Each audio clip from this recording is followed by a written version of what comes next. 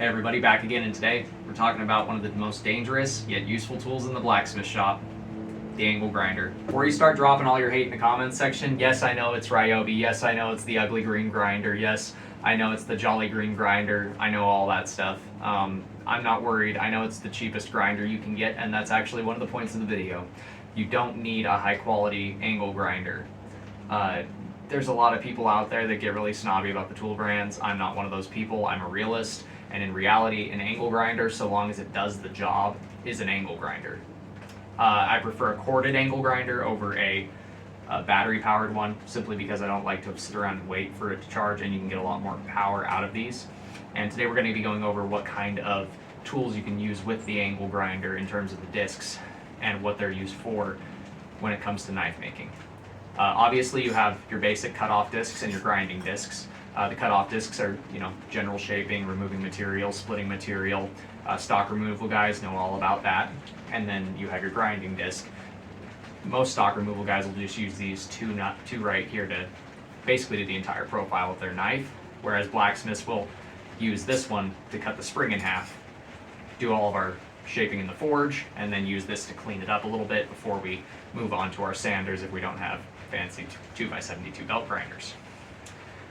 These grinding discs can leave a lot of scratches in your material that are very deep and hard to get out, and what I recommend for that is these silicone carbide discs. You can get these at Harbor Freight and a bunch of other places online. Harbor Freight has a real cheap deal on a pack of these, and it comes with a 40, an 80, a 220, a 400, and a 600 grit disc.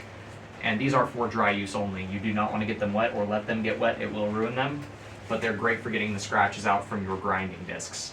The 40 will get those deep scratches out, then you can go to the 80 and all the way up to get a 600 grit polish before you ever have to touch your belt grinder or your belt sander. Saves a lot of time, especially because of the high RPMs. Now when you're using an angle grinder, you always want to wear a face shield, respirator, especially with these silicone carbide discs, because they are silica. When they burn off, it releases some pretty dangerous fumes, so you want to wear a respirator when you're using those silica carbide ones.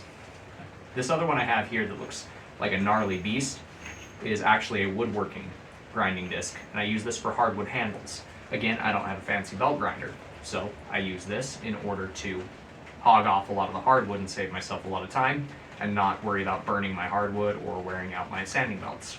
This is my second Ryobi grinder. I've had two of them at this point. The first one did break after the 2-year warranty. Got it replaced, got a new one, and it keeps knocking. I let the smoke out of the first one after 2 years of what many people would call abusing the grinder. I used way too much, way too hard, and way too much force. The major warning I would give is when you're using these little cutoff discs, when they get small like this, replace them. They can detonate, and it can hurt you very badly.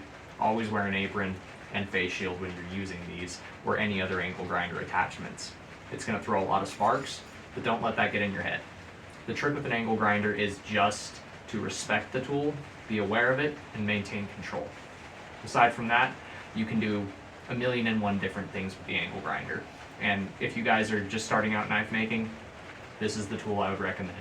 And as for everybody who hates the Ryobi grinder, I think it's just more of a preference, team-based kind of thing. Like the Milwaukee guys being Milwaukee guys, DeWalt guys will always be DeWalt guys. I can understand that, but when it comes to the reality of the situation, if you just need the tool, Ryobi angle grinder is going to be good for you.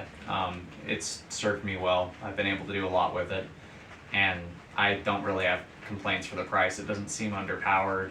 It doesn't break immediately.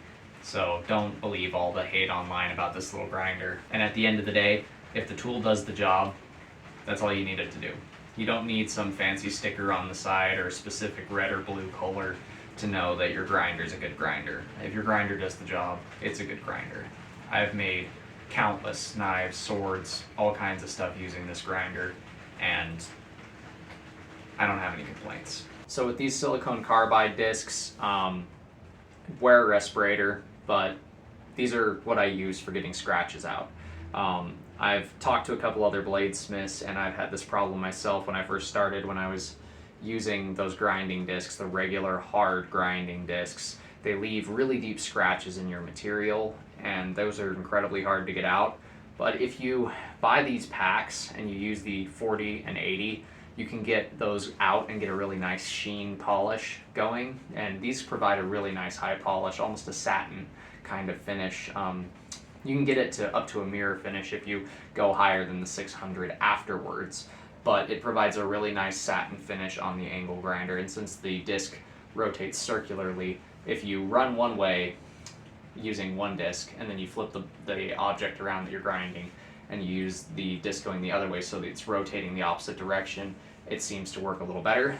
You don't want to use a lot of pressure with these because they will tear off the abrasive under here. It's just silicone holding the carbide dust inside of there.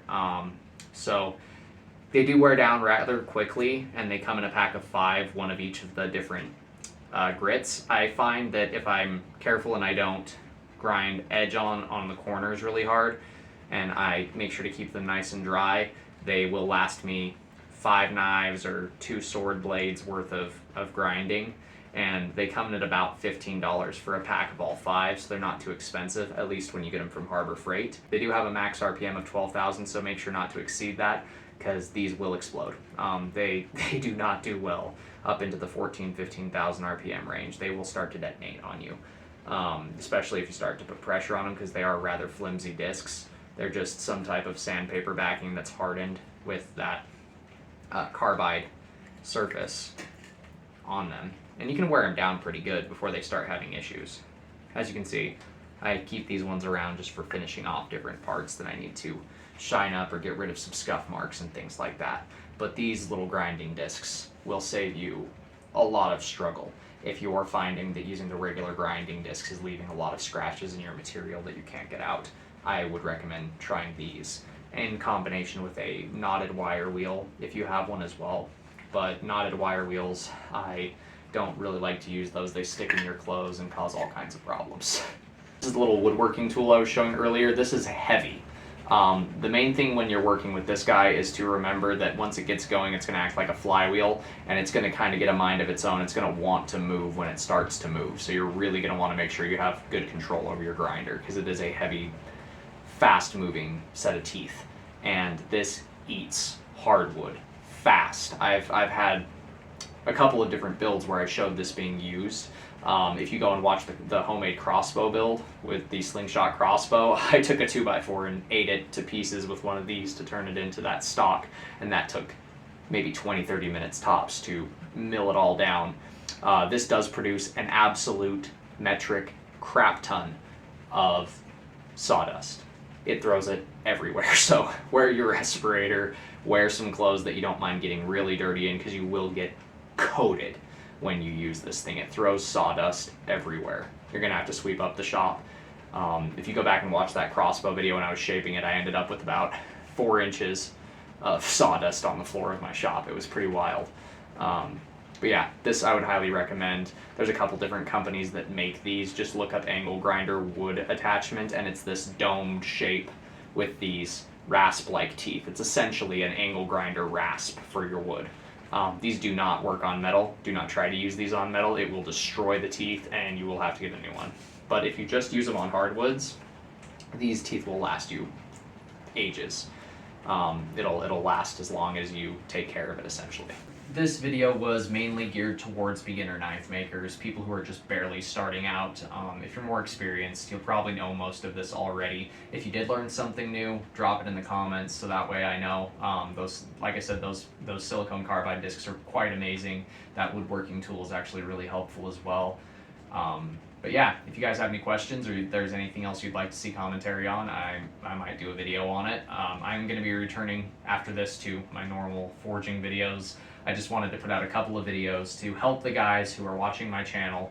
I know there's a few of you out there that I've talked to that are pretty much brand new to blacksmithing and knife making, and I figured I'd give you guys a leg up and kind of show you guys some of the stuff that you don't usually think about, but it's helpful to know about. If you guys like what you're seeing, don't forget to do that stuff right there. And until next time, God bless. Stay sharp out there. If you're looking for a custom blade, check out my Etsy store.